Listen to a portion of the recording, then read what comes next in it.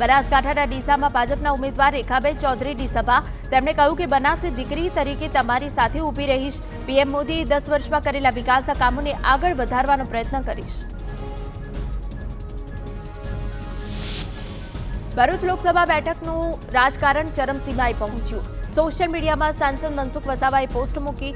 આપના નેતાઓ ઉઘરાણી કરતા હોવાની પોસ્ટ મૂકી. ડેડિયાપાડા અને સાગબારામાં હોડીના બહાને ઉઘરાણીનો આરોપ. મનસુખ વસાવાની પોસ્ટ મુદ્દે ચૈતર વસાવાનું નિવેદન. ફરી એક વખત ચૈતર વસાવાએ મનસુખ વસાવાને જાહેરમાં ડિબેટ માટે આમંત્રણ આપ્યું. કહ્યું કોઈ પણ કૌભાંડ અને ભ્રષ્ટાચાર મુદ્દે પુરાવા સાથે ડિબેટમાં બેસીશું. સાથે જ કમલમના ઉદ્ઘાટનમાં 12 થી 15 લાખનો ખર્ચ કરાયો. તેના ખર્ચ અંગે પણ ખુલાસો માંગ્યો. બનાસકાંઠાના દિયોદરની રૈયા ખાતેની સભામાં ગેનીબેન ઠાકોરનો કટાક્ષ. રોટલાનું ઉદાહરણ આપતા કહ્યું, રોટલાને ફેરવવો પડે એટલે સરકાર બદલવી પડે. રાજસ્થાનમાં રાંધણ ગેસના બાટલાના 450 તો ગુજરાતમાં 1100 રૂપિયા કેમ? તેવા સવાલ ઉઠાવ્યા.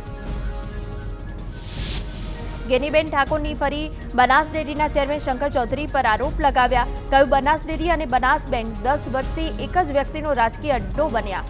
રાજકીય લાભ માટે વધુ કનડગત કરાતી હોવાનો કર્યો આક્ષેપ.